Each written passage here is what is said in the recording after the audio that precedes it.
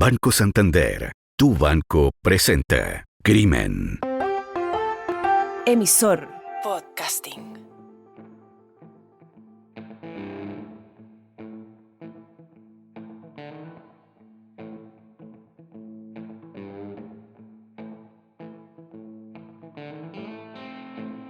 A fines del verano de 1973, de un caluroso febrero de un Santiago deshabitado, se encontraron restos humanos al borde de un camino rural. En los días posteriores, los hallazgos se repetirían en distintos lugares de la ciudad. Luego, aparecería el cadáver de una mujer en una tina de baño, constituyéndose como una de las piezas de un crimen que inundó las portadas y los titulares de todos los medios.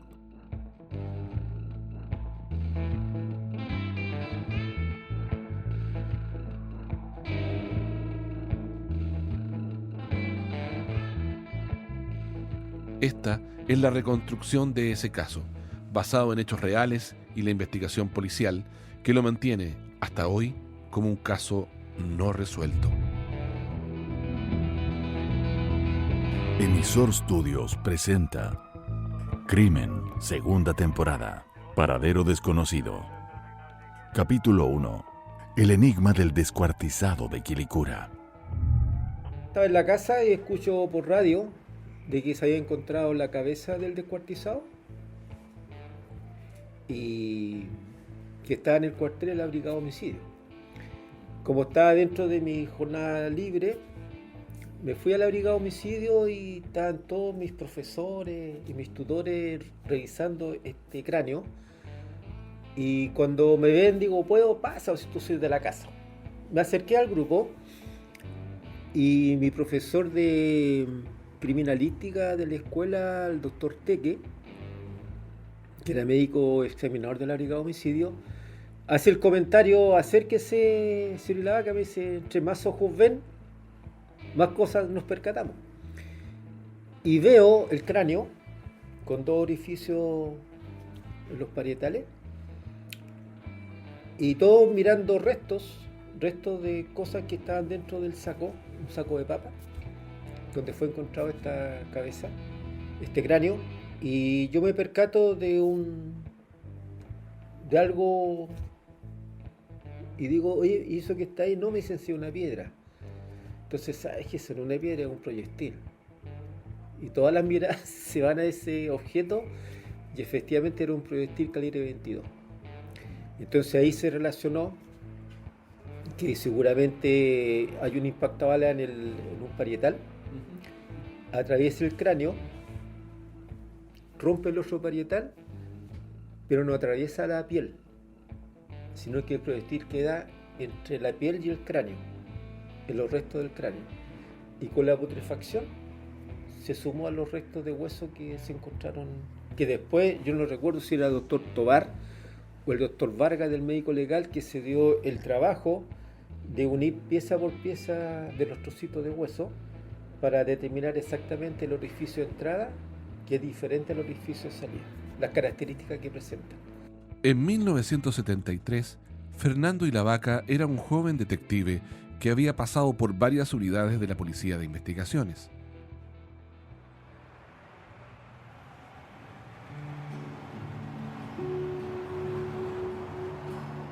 Hoy Quilicura es parte de la ciudad de Santiago. Sitios industriales con estructuras metálicas, el ir y venir de camiones se confunde con los trazos de lo que alguna vez fue un pueblo pequeño en la salida norte de la capital. Ahora, los aviones cruzan el cielo en los restos de ese poblado campesino que tenía estación de trenes y cementerio propio.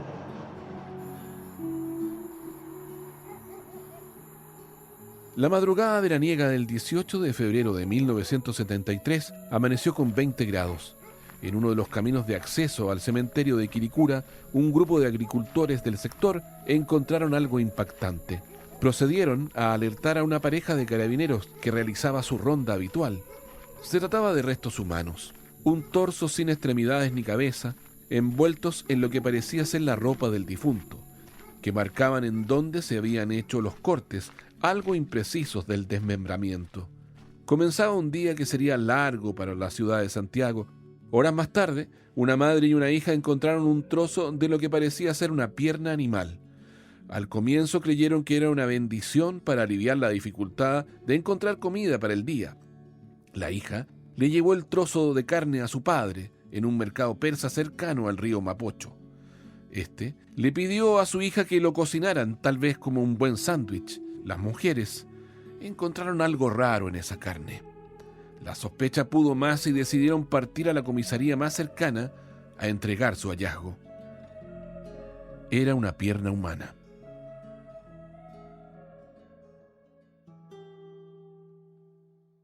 El titular del diario del día siguiente no dudó en especular. Gente que come carne humana. Caníbales. Escrito con letras rojas. El padre de familia daría el mismo testimonio en varias ocasiones. Incluso en 1980 se lee: nunca consumí carne humana. Un cráneo fue hallado el 17 de marzo de 1973 con parte de las vértebras superiores y trozos de cabello, envuelto en un saco de arpillera. En esa semana sin respuesta, varios hechos se sucedían en paralelo. Finalmente, un mes después, sobre la mesa de loza de autopsias, juntaron las partes del cadáver: torso, cráneo y un trozo de muslo. El cráneo arrojaría la primera prueba concreta de la muerte. Generalmente, no siempre, los impactos de proyectiles de calibre 22 sin salida de proyectil en el hueso. Porque la velocidad inicial que tiene el proyectil no le da la fuerza para salir, para atravesar el cuerpo humano. Lo que sí pasa con el calibre 9 milímetros, que el 9 milímetros te atraviesa, que es un calibre más grande. El detective Fernando Ilavaca, en 1973, encontró el proyectil calibre 22 que entró por la zona parietal del cráneo de la víctima. El calibre 22 es el más pequeño de los proyectiles. La distancia del disparo es clave para tener algunas pruebas. Tú cuando disparas un revólver, salen humo o fogonazo que si esa corta distancia te deja características en la superficie. Por ejemplo, si es en la ropa, te va a dejar la ropa chamuscada. Por el fogonazo, es una llama que sale del cañón del revólver. Entonces, si el cañón del revólver está más cercano a la superficie, ese fogonazo es más chico, y a medida que yo separo la punta del cañón, el fogonazo va a ser más leve. A mayor distancia, porque la llamará no te alcanza la superficie. Ahora, junto con el proyectil sale granos de pólvora sin combustionar. Entonces eso también te deja, alrededor de la herida, deja características de pólvora sin combustionar. Entonces, en la medida que yo separo el cañón del arma de la superficie que hace impacto, esas características se van aumentando y van disminuyendo en profundidad, porque vienen con menos fuerza.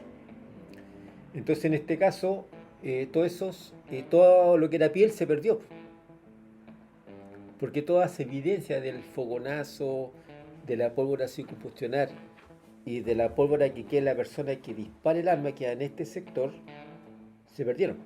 1973 era un tiempo sin posibilidades de pruebas de ADN. Se complicaba la investigación, sin huellas.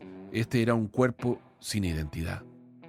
Los informes daban cuenta del cadáver de un hombre de entre 40 y 50 años con sobrepeso, de pelo negro, baja estatura, y según los informes se detectó una alta cantidad de alcohol cercano a lo que podría haber sido un coma etílico.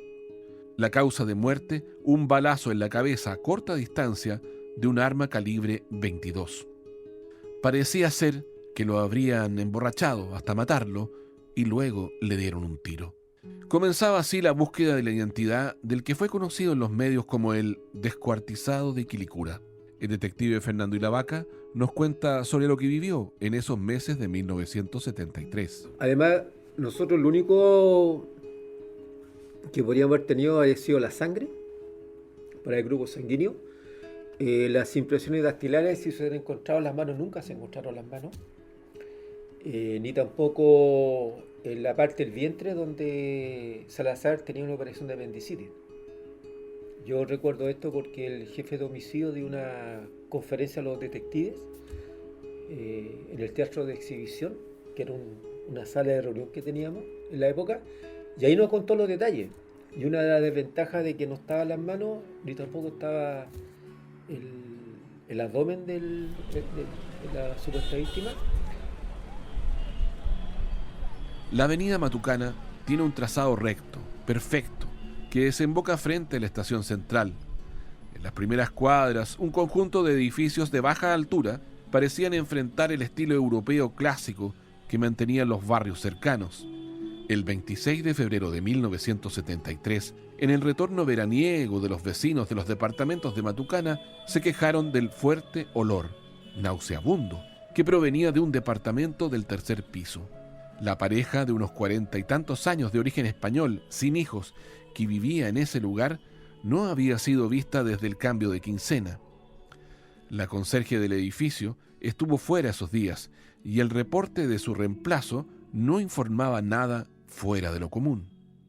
Se llamó a un hermano del dueño del departamento y este dijo que la pareja estaba fuera de Chile. Habrían partido a Ecuador cerca del 20 de febrero y no tenían noticias de ellos. Se le solicitó acudir al departamento para abrirlo. La policía llegó a revisar de dónde venía el mal olor. Adentro parecía estar todo normal. Revisaron el living comedor, la cocina, había platos sucios. Revisaron también un ordenado cuarto de costura. Luego revisaron el dormitorio. La ropa de ambos estaba colgada en los ganchos del closet. Parecía todo suspendido en el tiempo. El calor de la temporada veraniega multiplicaba el mal olor. Al entrar al baño, en la tina, descubrieron el cadáver de una mujer totalmente vestida, en estado de descomposición y en posición fetal. Tal y como si alguien la hubiera dejado ahí. El informe forense anotó la fecha de muerte, 10 días antes, entre el 15 y el 18 de febrero. Un golpe en la cabeza parecía ser la causa de muerte. Para saber si se trataba del habitante del departamento, habría que revisar sus antecedentes médicos. Pero ¿dónde estaba Mariano Salazar, el dueño del departamento? Su desaparición despertó todo tipo de conjeturas. ¿La mujer encontrada en el baño era su esposa? La primera tesis de la investigación se centró en Salazar, como sospechoso. Un hombre sin rastro, sin registros de salidas internacionales o de control de identidad. Podría haber asesinado a su mujer y huido. La familia negaba esta versión. Era una pareja sin dificultades en su convivencia. En enero de 1973, Salazar había comprado un par de pasajes a Ecuador, pero nunca abordaron ese vuelo de Air France. Unos días antes de su viaje, una persona llamó a la agencia para decir que no viajarían y que cambiarían los pasajes para otra fecha. Su familia presentó una querella por presunta desgracia. Pasaron algunos días para que se dedujera que los restos del cuerpo encontrado ese 18 de febrero se atribuyeran a Mariano Salazar. La descripción física similar y la fecha de muerte del otro cuerpo levantaron una segunda hipótesis, un doble crimen. Para poder identificar los cuerpos se requerían las huellas dactilares, características corporales, marcas o cicatrices que pudieran ser respaldadas por antecedentes médicos. La cicatriz que podía identificar a Mariano Salazar era una operación de apendicitis, pero el torso tenía un corte sobre esa zona y era imposible detectar si tenía esa cicatriz del procedimiento médico.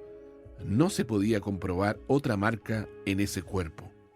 Se sabía que la esposa de Salazar, un año antes, había sido atropellada en el centro de Santiago por un conductor que dobló con imprudencia en una esquina. Su marido no tuvo consecuencias, pero la pierna de ella quedó destrozada. La autopsia del cuerpo de la mujer encontrada en la tina de baño coincidía con el informe del hospital. Carmen Fernández, de 48 años, había sido asesinada. Su cráneo fracturado daba cuenta de su muerte, no de lo que vivió momentos antes. Tal vez el pavor, la desesperación. Fue golpeada en algún otro lugar de la casa y luego colocaron el cuerpo en la tina de baño. Banco Santander, tu banco, está presentando Crimen. Retrocedamos al 16 de febrero de 1973. Los testimonios de los vecinos a la policía señalaban una y otra vez los hechos. La causa judicial repite esta fecha, 16 de febrero. Las declaraciones de 1974, 76, 78 y 82 declaran que fue la última vez que ambos fueron vistos con vida. Cuando la conserje del edificio salió unos días al sur de vacaciones, su reemplazante verificaba los hechos de esos últimos momentos. La policía revisó el departamento milímetro a milímetro, en tiempos de agendas y libretas telefónicas, de libretos de cheques, de cuadernos de notas al lado del teléfono. Entre los cientos de pericias que se realizaron, encontraron en la escalera diminutas huellas de sangre, pequeñas gotas en ciertas zonas del recorrido al tercer piso, imposible de trabajar por la ciencia forense. Solo daban cuenta del traslado de algo que repartió esas partículas en su recorrido a la salida del edificio.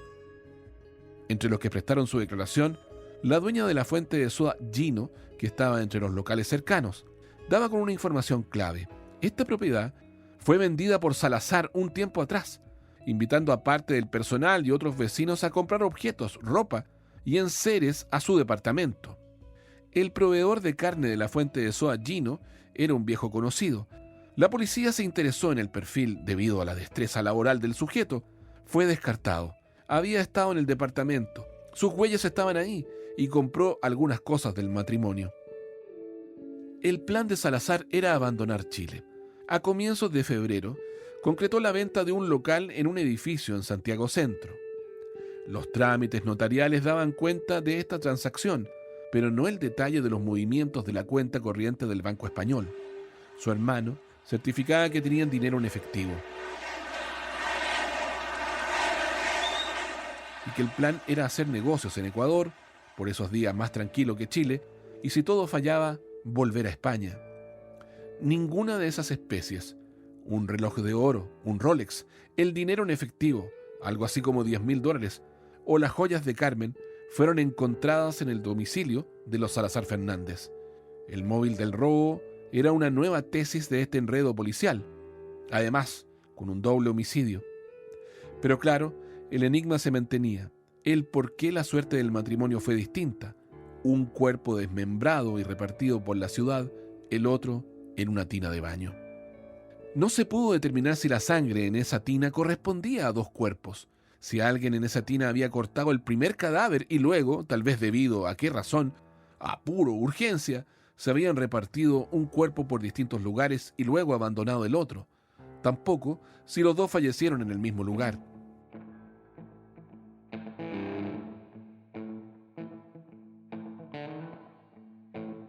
Cuando se esconde el rastro de un cuerpo y se deja al otro abandonado, alguien ocultaba sus pasos.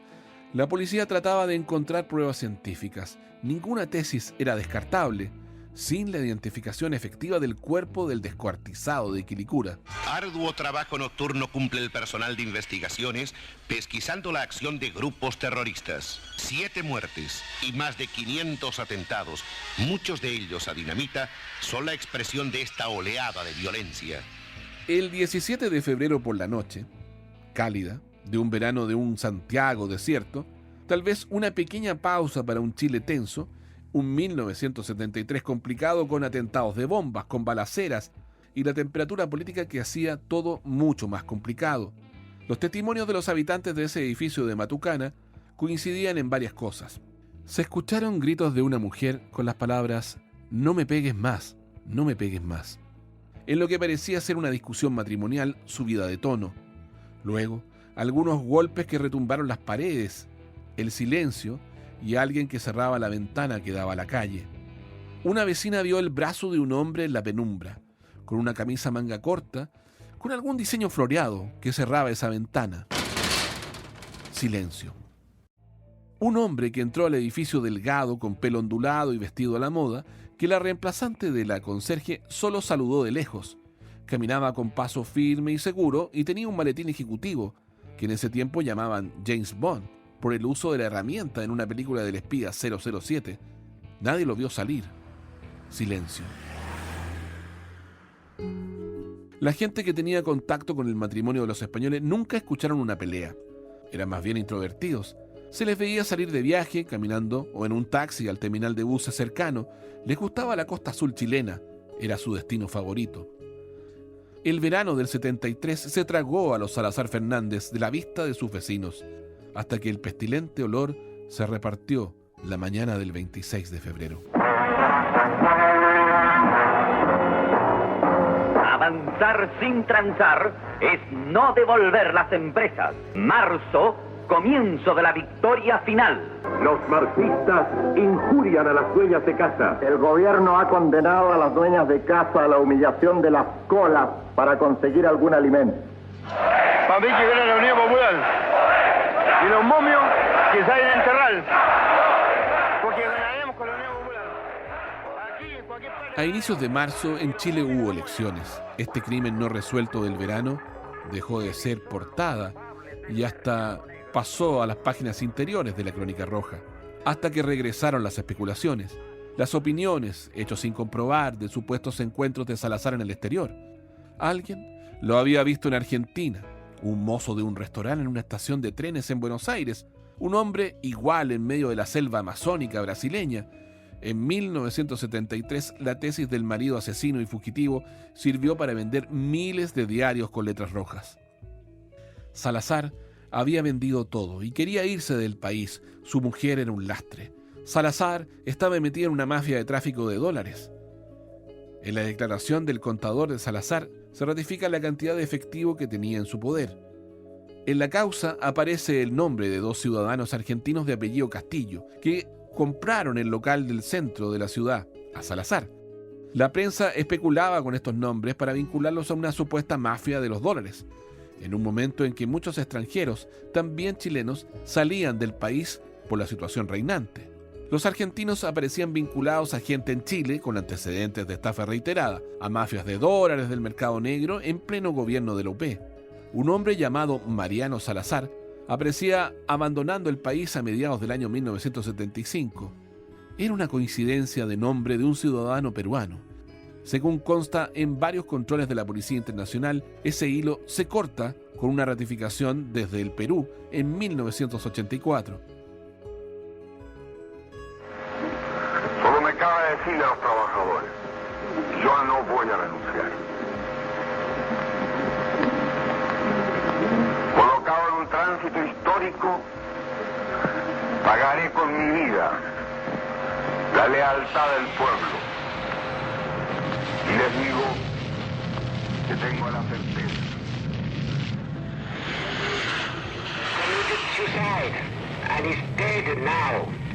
Se leerá a continuación la proclama de la Junta Militar de Gobierno. Santiago, 11 de septiembre de 1973. Las Fuerzas Armadas y Carabineros... Luego llegaría el quiebre en septiembre del 73. Sin dudas, en este periodo se dejó las cosas en una pausa larga y las circunstancias habían cambiado. En 1974 y 1976, la familia de Salazar persistía en encontrar la verdad del caso. Se volvieron a revisar los testimonios de cada uno de los involucrados, incluso se complementó con otros nuevos. El caso se mantenía abierto. En marzo de 1973, una mujer daba su testimonio a la policía de manera voluntaria, para despejar toda duda. Había conocido a Mariano Salazar en un local de comida a comienzos de los años 60. Fueron amantes y luego ella quedó embarazada. Este hijo nunca recibió pensión de su padre biológico y no se conocieron, a pesar de las quejas y llamados constantes de esta madre para que se hiciera cargo. Se desligó de toda responsabilidad.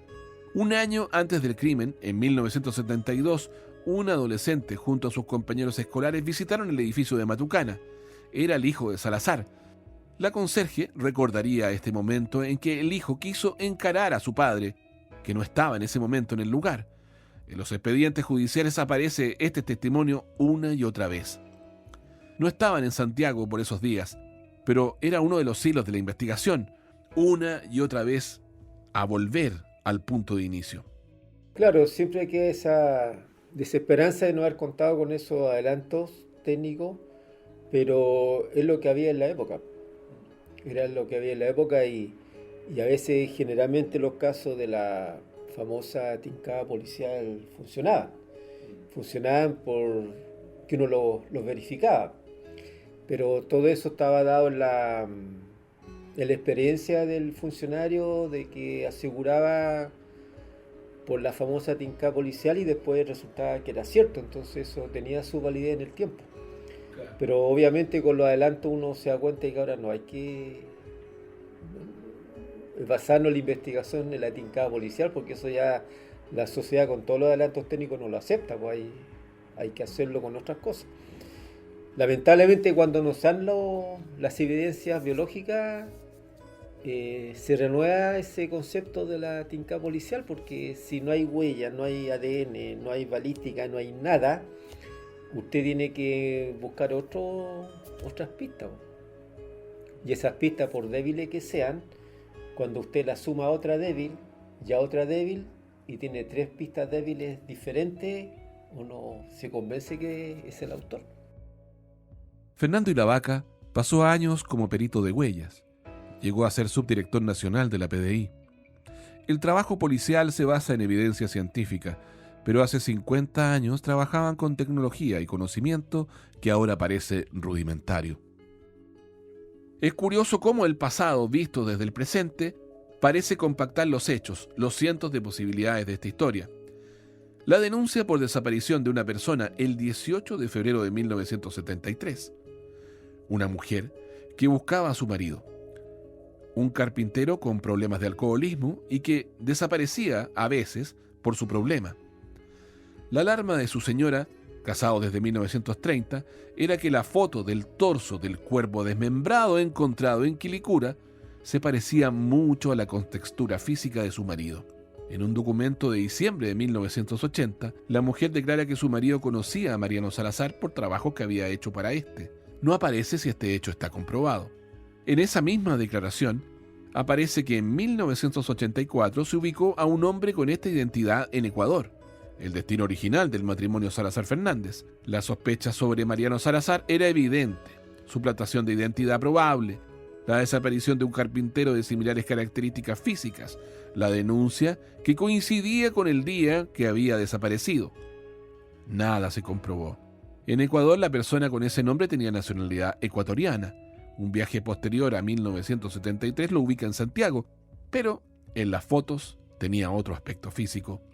En 1985 se señalan informes de una persona con el mismo nombre del carpintero desaparecido, que fue internado por rehabilitación por alcoholismo en 1973. Ni una sola pista más de esta hebra del caso.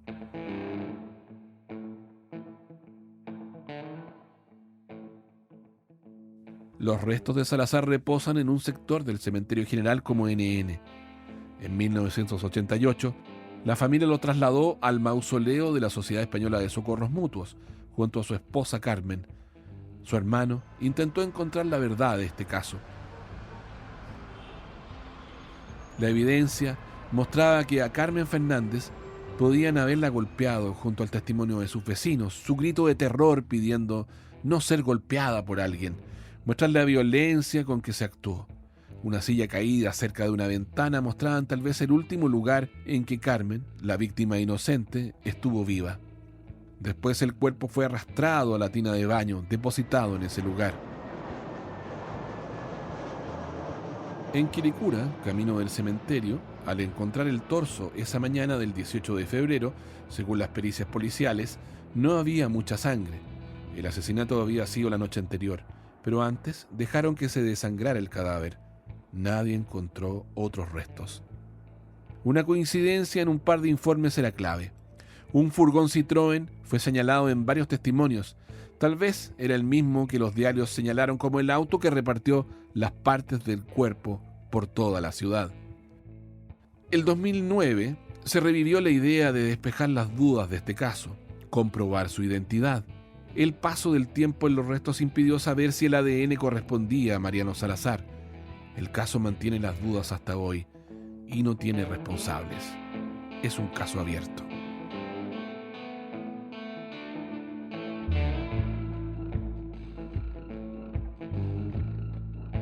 Crimen es una producción de Emisor Studios y Relato. Dirección y locución, Marco Silva. Guión de Paula y la Vaca y Marco Silva. Producción: Sergio Fortuño, Paula y la Vaca y Marco Silva. Música: Juan Ignacio Ramos. Edición: Sergio Fortuño. Archivo de prensa de Canal 13. Gracias a Fernando y la Vaca, Carlos Pinto y a los expertos y especialistas entrevistados para este programa. Todos los derechos reservados.